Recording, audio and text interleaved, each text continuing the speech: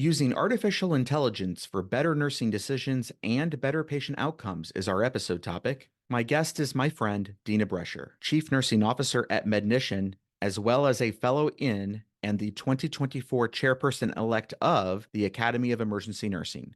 Deena was also the 2014 president of the Emergency Nurses Association and was a May 2021 guest of the predecessor to this podcast series, the BRG Nurse Executive Forum. The recording from that session is available for listening on the BRG website. So let's get started.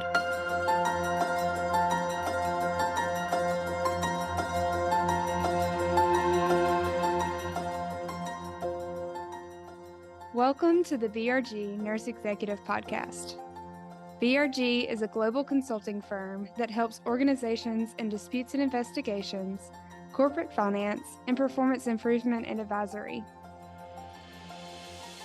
BRG's healthcare performance improvement practice offers multidisciplinary services to healthcare organizations. We focus on implementation with innovative, independent, and data-driven solutions. In the BRG Nurse Executive Podcast, we discuss improving patient care by advancing nursing leadership. For more information about BRG, please visit thinkbrg.com. Now here's your host, Nick Chmielewski. Deena, thank you so much for joining us today. Thanks, Nick, for having me. Before we get into our episode topic, can you share a little bit about yourself with our listeners? I have been a pediatric emergency nurse for the last 27 years. Had just about every role you possibly can in the emergency department. I started as an ED tech and was the clinical director, the nursing director at Cincinnati Children's Hospital. I was a consultant for a while and really landed where I'm at through my work with the Emergency Nurses Association. Yeah, so what's that story like of your interest in healthcare quality and your journey towards working with Mednition? I had some team steps training back in the late 2000s, and that really helped me understand that what we do at the bedside really impacts patient safety. And as I walked that journey, learning more, I was a clinical nurse specialist, and so I combined the role of the CNS to help nurses be the best they can be with the helping us individually change our behaviors or have the right behaviors at the bedside that can reduce the preventable errors from getting to the patient. And so that was part of my platform as ENA president in 2014 was really how we individually, what we do individually at the bedside has an impact on patient care. And it became my passion to really marry those two together, supporting nurses and improving patient safety. And so just some level setting, you used the word team steps for our listeners that may not be familiar with what that is. What is team steps? So it's a program that was developed by the Agency for Healthcare Quality and Research that teaches the behaviors that are essential to having a high reliability organization. That while I may learn my clinical focus in nursing school, team behaviors are not something that are innate, right? There are things that we can train for. There's skills that we can add, things like briefings and debriefings, having those huddles, having that mutual support, watching each other, having each other's backs. Those are all behaviors that we can learn. And when the team gets together and works on those things together, it leads to a safer work environment. And so the program applies not just to healthcare, it can be used really in any industry. And the materials are actually available on the ARC website for free to make that program as accessible as possible. But the outcomes related to increased patient safety and better patient outcomes when organizations are using the Team Steps program are truly remarkable. And it's like I said, it's not innate. It's just another tool in the toolbox to really help a team be as successful as possible. Thank you for sharing that. Our topic today is using artificial intelligence for better nursing decisions and better patient outcomes. And the company that you work for has a product that is machine learning based, artificially intelligence based, that helps nurses do exactly that. So it's called KATE, it's spelled Kate. What's the rationale behind the name? Is that an acronym? And what's the product do? It is not an acronym. It's actually named after our co-founder's daughter, Kate. She was about 6 years old. She was in an emergency department And pretty much everything that could have gone wrong went wrong, starting with the incorrect triage acuity and then this diagnostic momentum to where she spent a lot of time in the hospital, went through a lot of things that she didn't need to go through. She is fine now. She plays volleyball for Stanford, which we're all really excited about. But when she got discharged from the hospital, her dad went to the CEO and said, "Hey, how can I help you help your team be successful?" And the CEO said, "Hey, don't sue me, but I hire the best people. I give them all the education, and this is healthcare, and mistakes just happen." And that wasn't an answer that a dad wanted to hear. So he and his brother set out to really figure out how to help clinicians make the best decision possible in the moment that we need to make the decision. And by being able to read and understand every word in the medical record, including free text in real time, it allows us to build machine learning models to help solve complex clinical problems. And we started in the emergency department at triage is hard. Triage is hard on a good day. And the reality is our workforce is younger, patients are more complex. And it really takes a lot of critical reasoning in the moment to make the decision that's the best interest for the patient. And so what we do is we support that nurse decision making. Nurses are at the forefront of how we design and use our products. So we don't want nurses to do anything differently. We're already doing enough. We're already clicking enough buttons and documenting things in multiple places. What we want the nurses to do is to just do exactly what they're doing now. So the patient will come through the normal triage process. The nurse will do their assessment exactly like they do now. They'll make their acuity decision. And then we're going to have the nurses back. We're going to take everything that they enter when they triage the patient, plus all the information that's in the record that I don't always have time to review. And oftentimes when I ask the patient, "Do you have any medical problems?" they don't always give me the answer that I need to make the best decision for the patient. We use all of that to make two predictions, one about acuity and one about sepsis. And we'll only send the nurse a message if there's something clinically important to say. But the nurse has the ultimate decision-making authority because the patient's in front of them. It's really there to support that decision-making, to help put a clinical picture together in the moment when I've got 90 other things happening and I'm really trying to work based on what's going on in the department and environmental conditions instead of the acuity of the patient that's in front of me. Back in season 2, episode 19, we had Lisa Wolf join us, and she was talking about fixing triage accuracy to reduce risk and improve patient outcomes. I was surprised to learn that at best, in a department that has inter and inter-rater reliability, 60% is about how accurate most departments are in general, of course, with some nurses being more accurate than others. So again, how exactly does this work? I'm a nurse, I'm in triage, you're my patient, you come in to be seen, you're here with, let's say, belly pain.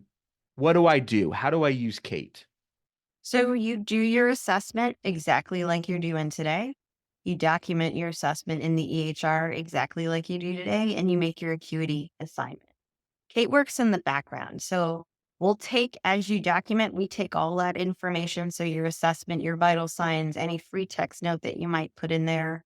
Plus, we take the patient's history. And I think that's for someone that has a lot of experience, that's the piece that is really helpful. Say I was 26 years old and I came in with sore throat and fever. You asked me, "Do I have any medical problems?" I said, "No." Made the patient an ESI-4, which would be spot on exactly what you should do. And then 5 seconds later, Kate sends you a message and says, "Hey, this patient should be a 2 because they're immune compromised with fever." You didn't have time to go back and review the history. That you asked the patient the question, they didn't give you the answer you needed, but now Kate's letting you know, "Hey, there's something about this patient that you should take another look at." It gives you the chance to double check with the patient. In this case, the patient said they had lupus. That's a different story. An immune compromised patient with a fever is a high risk patient, where a healthy patient with a sore throat who's well appearing is a low acuity patient. And so it's taking all of the things that I might not have time, putting that clinical picture together. There's human factors, reasons why I don't process abnormal vital signs the first time I see them. We also have our own biases we bring to our decision making. We're also working in an environment that I might not have a bed to put a patient. So does acuity really matter at that point? And all of those things impact our decision making in the moment. Sure, it's easy to look at a list of triage notes later on and second guess what the nurse was able to do or not do. But without being in that environment where the nurse is at the time they made that decision, it's a hard decision to make. And so we want to have the nurses back. We want to make sure that we're pulling the things that are clinically important. We're bringing to the nurse's attention that this patient with a blood pressure of 142 over 90, who happens to be 6 weeks postpartum and is there for a headache, is actually a high risk patient because they might have preeclampsia. When that blood pressure may have been the best blood pressure I've seen all day, and my brain doesn't put that together, that cognitive picture doesn't always get put together in the moment. And that's the reality of the emergency department, especially is what acuity I assign that patient really determines the time at which they see the provider and what path they go through in the emergency department. And so if I miss something at triage, and that patient needs to wait for a period of time to see the provider, the chance that that patient might get sicker while they're in the waiting room is a lot higher than if I'm there and I have a laceration in my finger and I'm waiting in the waiting room. And so we want to empower nurses to be able to stabilize, to be able to recognize those high-risk patients, get them to the provider as quickly as possible without asking you to do more, and to leverage the technologies that are available to really help improve that clinical reasoning in the moment and reduce the cognitive overload that we have when we're trying to put all those pieces together and we have 3 minutes to do it. So alarm fatigue is a huge issue right Mhm. now in practice. And so Yeah. how do you balance all of these notifications that I'm going to get against alarm fatigue and making sure that I'm only talking or getting notified when it's really important? Great question. So there's a couple different ways that we do that. First, before we implement, we actually measure how many messages the team will get and what types of messages they are. And we share that with the leadership team. We don't recommend messaging when the nurse says 4 and Kate says 5 because they're not clinically significant. So that's noise we don't want to include with our organizations. But we'll actually sit down and say, okay, here's the types of messages. Here's each nurse, how many messages they might be getting. But here's the types of patients that you'll have a team opportunity to improve that nurse accuracy as a team. That's going to limit the number of messages that a nurse gets. And so we measure things like how often are nurses responding to messages? What types of messages are they responding to? What types of messages are they not responding to? If they're not responding, we bring those back to our clinical team to understand, is this really the message we want to be sending? Is this message a clinically important message? Or can we do a better job teaching Kate how to tighten that, what that picture looks like that we're trying to let the nurse know, so we're sending fewer false positive messages for Kate. So all of those things we're constantly looking at, constantly measuring, but ultimately the organization can decide if you only want to send under triage messages when the nurse says 3, 4, 5, and Kate says the patient should be a 1 or 2. We can limit that messaging to that specific acuity combination. It's really, like I said, up to the organization. We've not yet had a request to outside of the 4 or 5 messages to reduce the number of acuity messages because the leadership teams are seeing how often the nurses respond to those messages and redirect the patients and how many high risk situations they're picking up by using Kate. And so from what you're saying, I'm hearing or inferring that if Kate agrees with the decision that I make in triage, that nothing happens. Is that Correct. Yes. Kate does not make, Kate agrees. Kate doesn't send you a message. okay? How long does Um, it take for me to get a message when I'm triaging a patient? About 5 to 8 seconds, depending on your EHR. We turn around the information in less than a second. So it's really how long it takes an organization to send us a message and then send back. But we won't implement if it takes more than 10 seconds because then you're on to your next patient. And we want that message to get to the nurse while the patient's still in front of them. What EHRs are you compatible with? So we actually can integrate because we use HL7 and Fire. We're able to integrate into any EHR, but we are fully integrated into Epic and Cerner, both. Okay, so if I have Epic or Cerner, it's a low lift to implement this. Correct. And the messages we send in Cerner are discern messages that are already used in an organization, and in Epic we're using best practice advisory. So again, the type of messaging that we're already used to getting, they're just unique to Kate and that triage process. What decisions do I have as the triage nurse that receives that message? I triaged this patient that I made as a 4 that had a fever, and I didn't know that they had lupus, and now it's saying make them a 2. Like, what do I do? What if I disagree with Kate? You should be disagreeing with Kate because Kate's not perfect. And Okay, so talk it's more that about that. balance Kate's that, yeah. Yeah. So my favorite comment for nurses that use Kate is "I'm fighting with Kate." And the reason I love that comment so much, it means that I made a decision as the triage nurse. I know the rationale for my decision. I got a message from Kate. I have to understand the rationale of why Kate was giving me that message. And then I have to reconcile that in the moment to make the decision that's in the best interest of the patient. And that's critical reasoning, right? That is what we've been trying to drive nursing back towards, is really thinking about the decisions that we're making and not being task focused. And so the nurse has the ultimate decision making authority when it comes to from an acuity perspective. And we want them to use that information that they get from Kate, but to make that decision that's in the best interest of the patient. And it's not always agreeing with Kate's acuity. Sometimes it's fixing a vital sign error where I may have put the respiratory rate in the heart rate box. I made the patient a 4 because they're here for a laceration. And Kate comes back and tells me this patient should be a 1 because they have severe bradycardia. Those types of errors, we don't catch at triage, but they delay discharge on a low acuity patient because now we've got to make sure we're doing a set of vital signs before the provider can discharge the patient. But if we catch them at the moment, that saves that patient time and saves the provider time later in the process. So it's not always about an acuity change. Sometimes it's a documentation change. We see a lot of conflicting documentation. I'll write something about patient's mental status in a free text note, and then I'll click a box. So I might say they're awake, alert, and oriented in my free text note, but I clicked obtunded when I clicked through my assessment. Kate's going to send you a message to say, hey, this patient's altered. You can go, oh, they're not altered. Let me fix that. And you fix that documentation in the moment. So the little errors that we're making, plus the recognition of the high risk patients, all of those things could be the right answer when you get a message from Kate.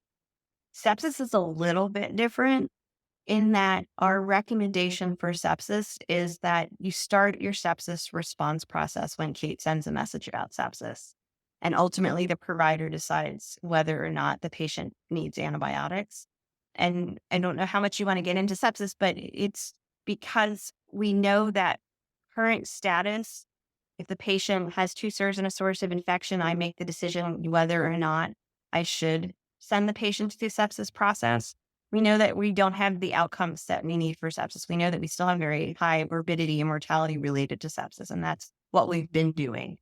What we learn about sepsis, and we have learned about sepsis, is that source of infection and 2 SIRS vital signs will only find you 42% of your patients. And even though I have the ability to start my sepsis process, whether the patient meets that criteria or not, we still have morbidity and mortality for sepsis. So using a tool like Kate to help identify patients who should be looked at as if they have sepsis, then we do have an impact on morbidity and mortality. And so we recommend that when Kate says sepsis, the team takes over and provides the care that's appropriate for that patient. And it's not a nursing decision whether to move through that process or not. But we provide the data to an organization to show them why we make that recommendation, what their current sepsis identification recognition process is in triage, how that compares to what Kate can do, how that's going to impact their workflow or their response to sepsis. And then ultimately, again, each organization makes the decision about how to use Kate. Our recommendation for sepsis is that they initiate your sepsis response process. Our recommendation for acuity is that the nurse makes that final decision based on all the information. Okay, so you have a sepsis detection opportunity in triage that is more sensitive and specific than what is currently being used out at triage with SIRS criteria or whatever homegrown criteria may be used. Correct. And we were fortunate to get FDA breakthrough designation for our sepsis model a couple of months ago now. And Wow. that's validation that we do have a model that is more sensitive and specific for sepsis than what's available currently on the market. And that's transparency is important to us, right? Good AI, you need to be transparent about how the model's trained, how the model's performing in the moment.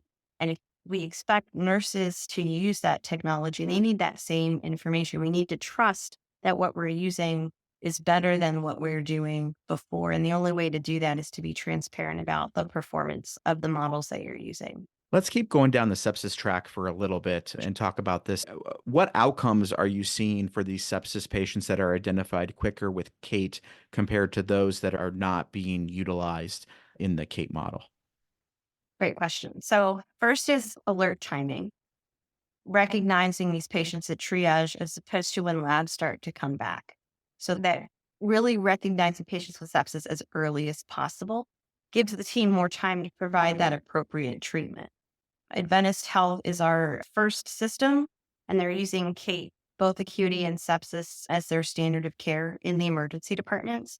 But they found when they looked at the impact of using CATE to start their sepsis response process, their time to first intervention improved by about 28%. And they have a 1 hour sepsis bundle, which is not universal in the emergency department. So the results are really based on that 1 hour antibiotic administration.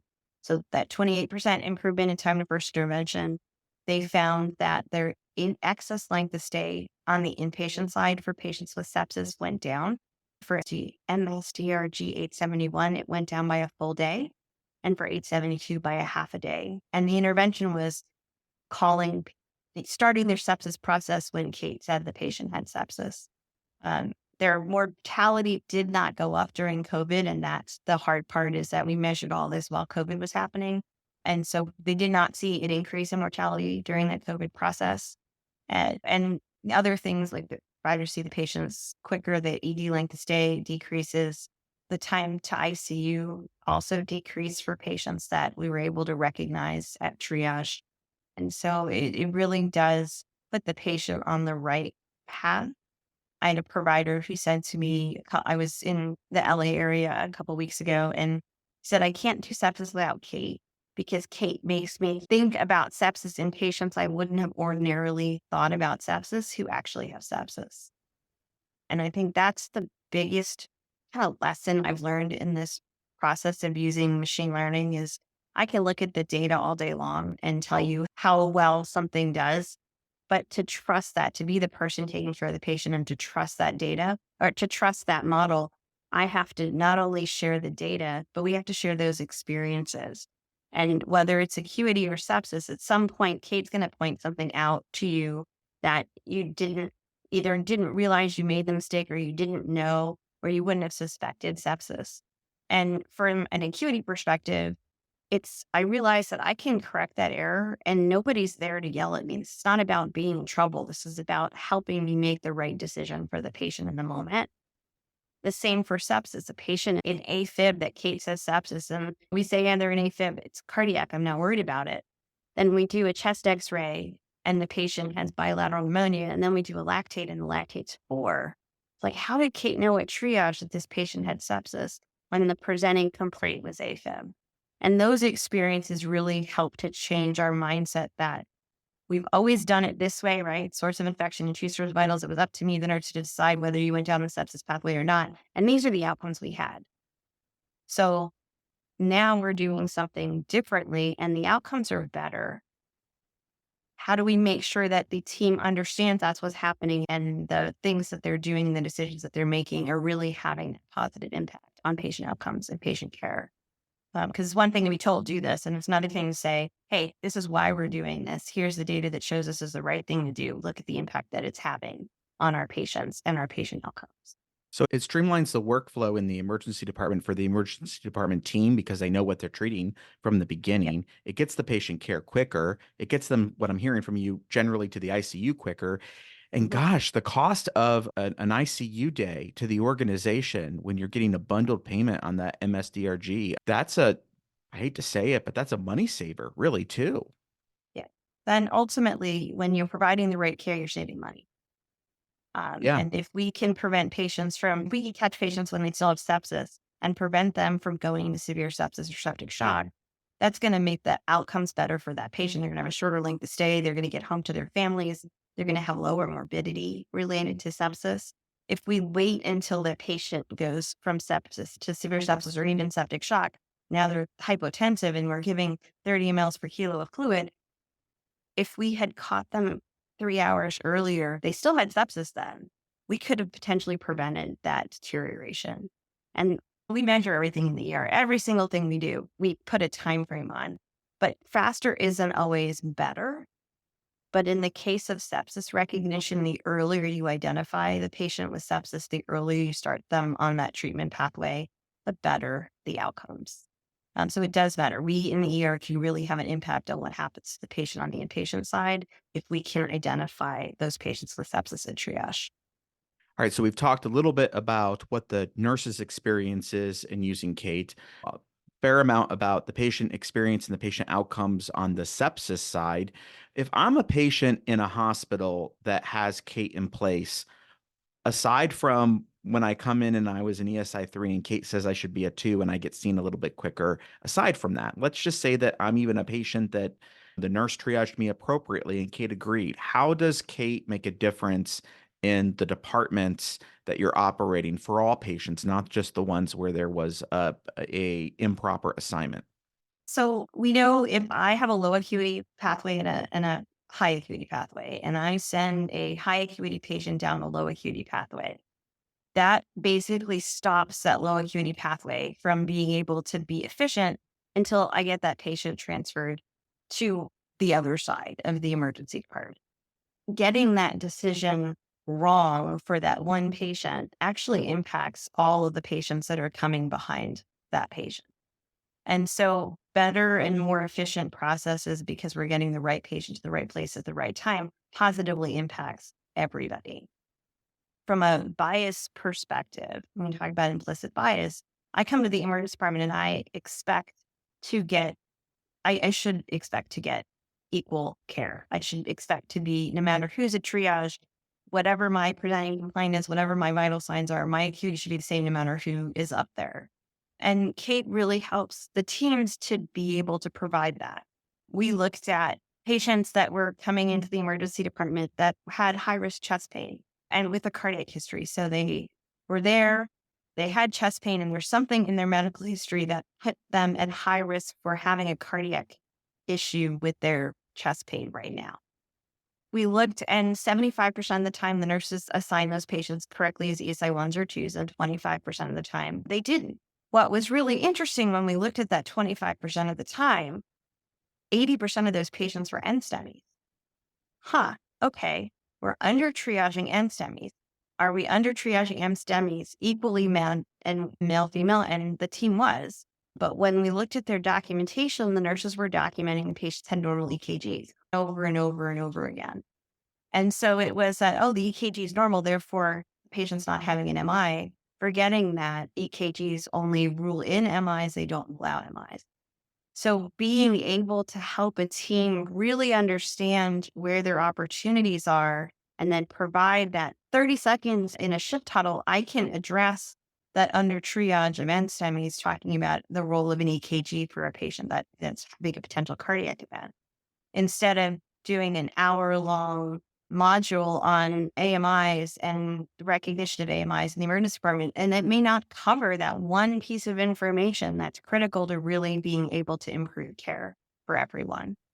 And so the data, being able to use the data from Kate allows you to identify where you might not be providing that care, where your team might be biased against a population of patients, specific diagnosis, you name it.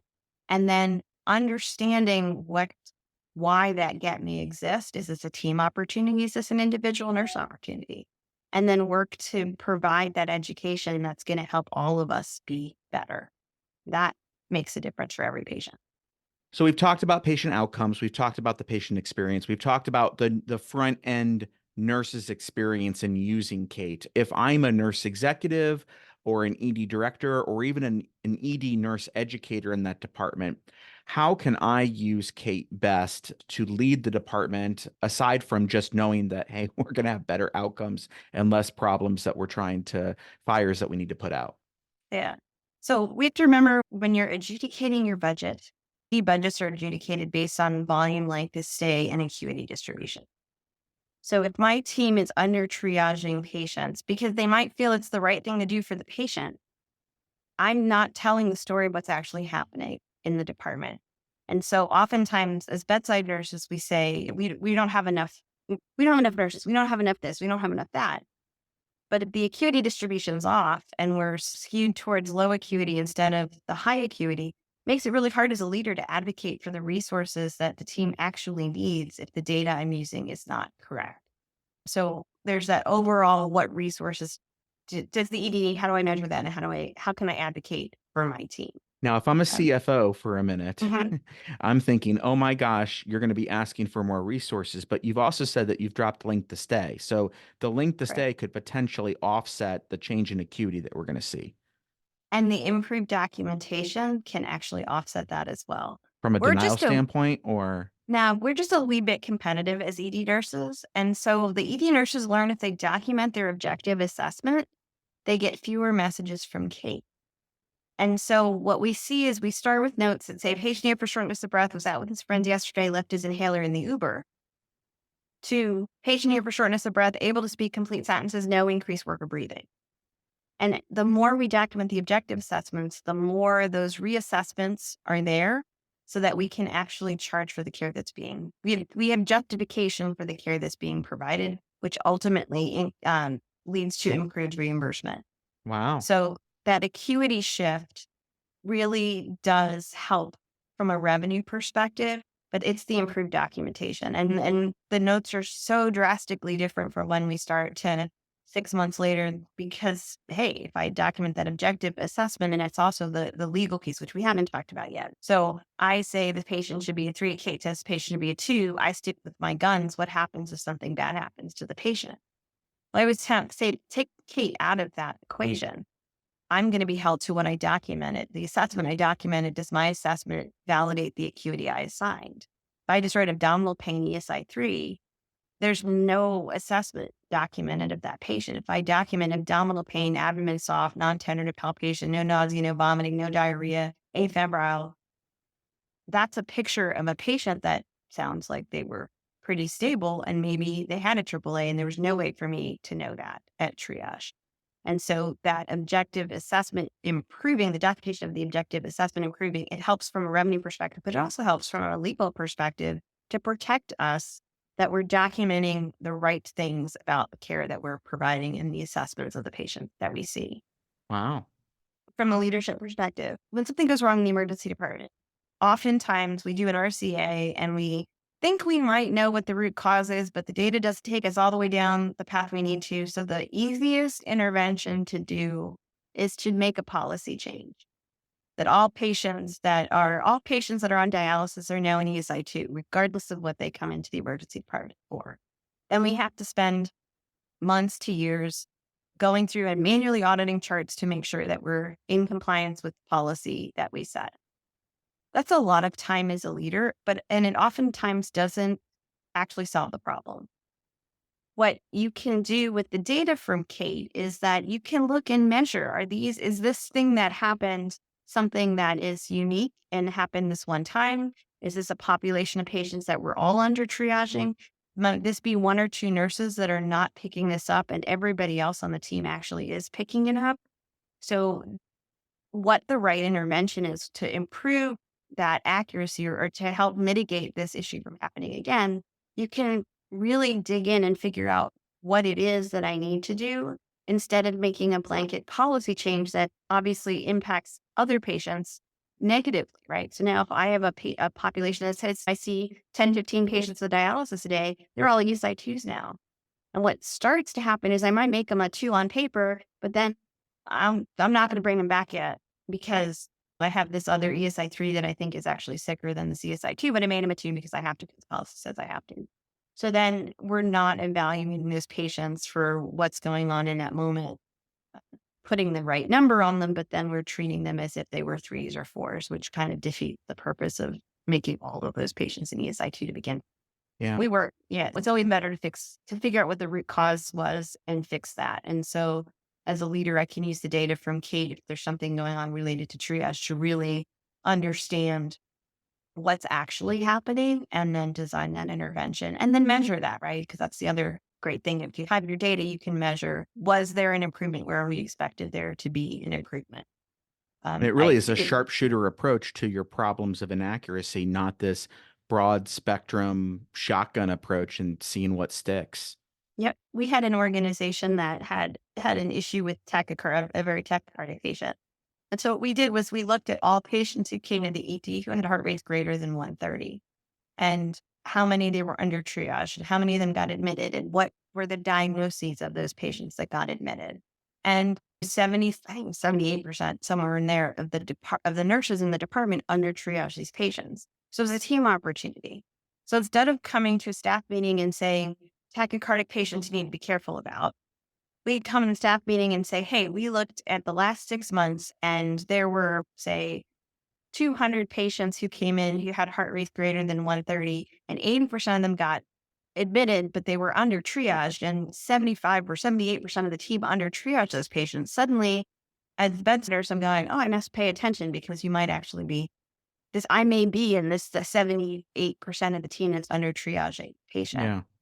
So we can be more specific about the problems that we're trying to solve or the gaps that we're trying to mitigate.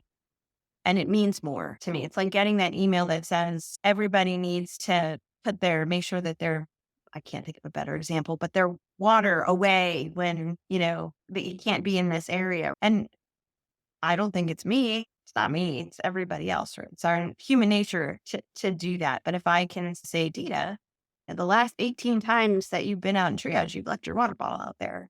It just makes it more meaningful, and it makes us as nurses more willing to change if I know that I'm included in whatever that changes, but also that we're always driving towards improve.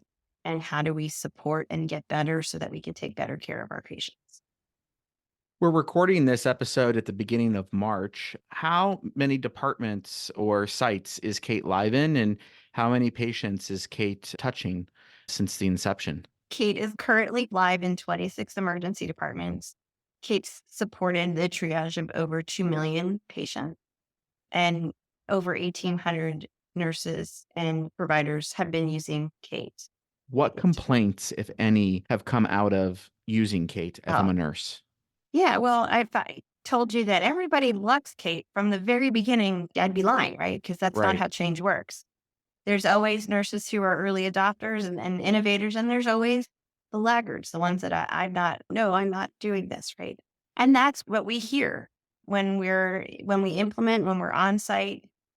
Why is this patient in two is the number one question we get asked. And then I'm fighting with Kate, or I love Kate this morning, I hate Kate tonight. Those are all signs that nurses are using and reading Kate, and that adoption is really important. We support the leadership teams with data from the beginning. So we know who's actually used Kate and who hasn't used Kate. So we can round all the nurses that haven't used Kate and understand why. Maybe they weren't paying attention to shit, or they were late, or they had one prediction that they didn't like. And so now they've made this decision. We want to And what make do sure you everybody mean when understands. you say they don't use Kate? Because Kate's there. It's not like Yeah, an optional thing. You're either getting the notifications or you're not. So what's that mean when you say using. don't use it? So you get the notifications. I might not be taking Kate's advice when it's appropriate. Okay. And Just so, blanket dismissal of correct. Kate's wrong, move on. And that is very unusual. Oftentimes, those are nurses that just didn't get the education or weren't paying attention in shift huddle and what. And that's why we give that information to the leaders so they can round one, celebrate the nurses who are using Kate. What do they like about it? What would they change about it? And then rounding with the nurses that might not have used Kate yet and have an opportunity to use Kate's advice to understand what those barriers are. We meet with the leadership teams on a weekly basis after implementation to help them work through any objections. And also, we want feedback about predictions. We actually provide the nurses a way to send us a message about a specific prediction, and then we actually answer them back.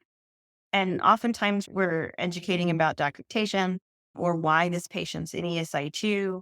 And then there are times when the nurse was 100% correct, and we say, thank you so much for sharing that with us. We actually prioritize improving Kate because that's a continual journey. We're always working to make Kate better, but we'll prioritize what we're working on based on the feedback that we're getting from our users. And so that feedback loop is really important. I will say I had a nurse in our very first site who, when I say went out of their way to not respond to Kate, they figured out how not to get a message from Kate. They can't do it anymore. So I'll tell you that they found if they signed their triage form without an acuity and then changed the acuity on the track board, they never got a message from Kate because we didn't get those acuity updates from the track board. Saw that in the data, shared the data with the leadership team. They talked to this nurse was better for a little while, and then same thing happened. So we addressed it again. About 18 months later, this nurse pulled their manager aside and said, first of all, this sepsis thing with Kate, best thing we've ever done for our patients. But by the way, I took a triage test at my other hospital and I got 100%, and it's because of Kate. So even the nurses that resist the most have an experience where Kate picks up something that they didn't see or a mistake that they didn't realize they made, and they were able to correct it and nothing bad happened. And then they start to pay more attention, which is a human behavior thing. So there's no cut score. You have to use Kate this much. It's in the beginning, are you using Kate or not? And then we start looking at, are you using Kate in the right types of patient situations? If you're ignoring messages about cardiac history, let's help you understand what Kate's actually looking at when Kate's looking at the history and why that's important to the situation of a patient that may be 35 years old and you would never think they were having an MI, but turns out they had Kawasaki when they were a teenager. And so now that chest pain becomes a more high risk situation. It's always about educating and using that data to help us understand. But if I have nurses that are not complaining when we're there, I worry. If it's all positive feedback, I'm like in some alternate universe because I know that's not how we roll as ED nurses. And so really, really working to understand what's going on. We like to go to staff meetings and answer the questions. And we tell nurses, you can call her baby ugly. It doesn't offend us at all. It helps us make Kate better for you. We've talked about a Long run. lot during this episode. Any closing thoughts as we wrap it up? From a leadership perspective, right? There's the outcomes that we have with Kate and why I believe in what Kate does and why we put nursing at the forefront of what we do. But the other thing from a leadership perspective is really understanding or having a framework for how you're going to evaluate this type of technology moving forward. There are a lot of resources that are available, but things to think about is what problem is this technology trying to solve? And is it an actual problem that you have, or is this a made up problem? There's technology that's looking for a problem to solve, and then there's technology that actually solves a problem. So understanding what that is, I think, is really important. What's the impact to the nursing workflow? Is it really zero impact to workflow, or do I need to change what we're doing? Am I adding to the nurse's burden? Do they have to double document something just to make something work? There are products like that I have to turn around and enter that same information. I just put an EHR into their system to get that technology to do whatever it is, or does it not impact what I'm doing? How was bias minimized in building that? How was that model trained? Did they think about that? The developers really think about how to minimize bias in an AI model? And then how do I know that the model is doing what the sales team tells me it's doing? All those things and more need to be considered when you're evaluating technology. But as nurse leaders, we have to be willing to recognize that sometimes technology actually does a better job than we do. And we have to be open to that.